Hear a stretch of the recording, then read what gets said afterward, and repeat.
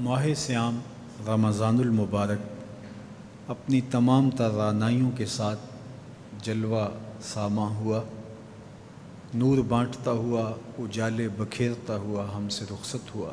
اللہ جل شانہ نے اس ماہ منور میں ہمیں جن توفیقات سے مالا مال کیا، نیکی، تقوی اور دیگر امور خیر کی سعادت ہمارا مقسوم ہوئی، تو ہم اللہ کی بارگاہ میں یہ دعا کریں کہ ماہ سیام گزرنے کے بعد بھی وہ اعمال خیر ہماری زندگی کا حصہ رہیں۔ کہیں ایسا نہ ہو کہ جو محنت سے، فاقہ کشی سے، راتوں کے قیام سے، غض بصر سے اور دیگر اعمال خیر سے ہم نے برکات پائیں، وہ ماہ سیام کے گزرنے کے بعد ہم گواہ بیٹھیں۔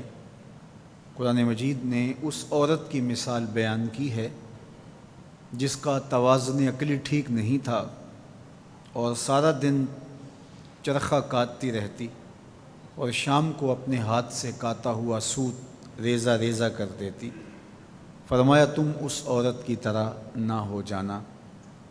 اپنی محنت کو ضائع ہونے سے بچانے کی آرزو اور تمنا یہ ہمارے سینے میں موجود ہونی چاہیے۔ تو ہر وقت یہ دھڑکا، یہ ڈر، یہ فکر لگی رہے کہ میں جو خیر کی راہ پہ ہوں وہ مجھے میسر رہے، وہ مجھے نصیب رہے۔ جس کے 2 دن برابر ہو گئے وہ ہلاک ہو گیا۔ ہر آنے والا دن گزرے ہوئے دن سے بہتر ہونا چاہیے۔ اگر برابر ہیں تو ہلاکت ہے، اور اگر کسی کا گزرا ہوا دن بہتر ہے اور بعد والا دن اس سے بدتر ہو گیا، وہ تو پھر کچھ نہ حاصل کر پایا۔ تو رمضان المبارک کے اندر ہمیں جو برکات حاصل ہوئیں، ہمیں جو نور ملا، ہمیں جو اجالے حاصل ہوئے، ہم اپنا محاسبہ کریں کہ کیا وہ ہمیں اب بھی میسر ہیں، یا یہ کہ آج ہم دوبارہ اسی زندگی کی طرف پلٹ کے آگے ہیں۔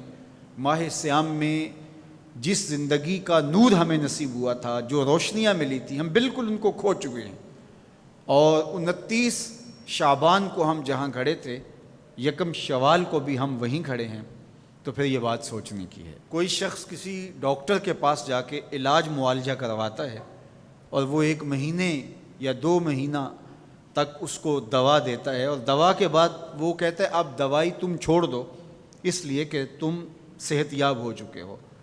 تو دوائی چھوڑنے کے بعد پھر دوبارہ وہ مرض لوٹ آتا ہے، عود کر آتا ہے، تو پھر اس کا مطلب یہ ہے کہ اس کو شفا نہیں ملی، اور پھر ڈاکٹر اس کو کہے کہ نہیں چلو 1 ماہ پھر دوائی لے لو، اور 1 ماہ دوائی استعمال کرنے کے بعد پھر دوبارہ وہ وہیں کھڑا ہوتا ہے، اور تیسرے ماہ، چوتھے ماہ، تو پھر وہ دوائی کارگر تو نہ ہوئی کہ جب تک دوائی آپ لیتے رہے تب تک تو بہتری رہی، اور جب دوائی چھوڑ دی تو پھر وہیں کے وہیں رہے۔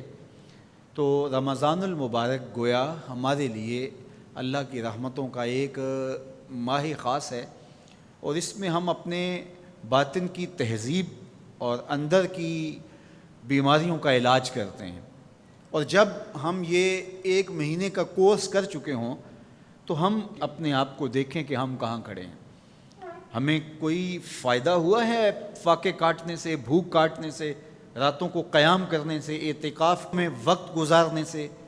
اور اگر کچھ بھی نہیں، جہاں ہم تھے وہیں ہم کھڑے ہیں، تو پھر ہمیں سوچنا چاہیے کہ ہم نے صحیح طرح سے دوا نہیں لی، یا پھر دوا ٹھیک نہیں تھی، اور یہ دوا بالکل ٹھیک ہے۔ ہمارے رب نے کہا لعلکم تتقون، اس کا لازمی نتیجہ یہ ہے کہ تمہیں اتقاء کا اجالا نصیب ہوگا، تمہیں نور ملے گا۔ تو پھر ہم سے کوئی کوتاہی ہوگی، ہم سے کوئی غلطی ہوگی، اس لیے ہم اللہ کی بارگاہ میں عرض گزار ہوں کہ مالک جو تم نے ہمیں نور عطا کیا ہے، جو روشنی دی ہے، وہ اجالے کہیں بجھنے نہ پائیں، اور وہ کیا ہے؟ وہ نور ہدایت کا نور تھا۔ تو اہل ایمان یہ دعا کرتے ہیں ربنا لا تزغ قلوبنا بعد اذ ہدیتنا، اے اللہ ہمارے دلوں کو سیدھا کر دینے کے بعد دوبارہ ٹیڑھا نہ کرنا۔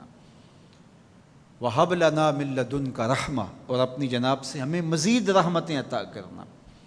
اِنَّكَ أَنتَ الْوَهَّابُ، تیری شان یہ ہے کہ تو وہاب ہے، کسی محنت کے بغیر تو بندے کو عطا کرتا ہے، بغیر مزد تو عطا کرنے کی عادت رکھتا ہے۔ تو مالک ہم تیرے حضور حاضر ہوئے تو ہمارے اوپر کرم نوازیاں کرنا، اور وہ جو ہدایت تو نے ہمیں عطا کی ہے اس پر ہمیں گامزن رکھنا، اور ہمیں دوبارہ اندھیروں، ظلمتوں اور گمراہیوں میں نہ دھکیل دینا، بلکہ ہمیں اس ہدایت کی راہ پہ گامزن رکھنا۔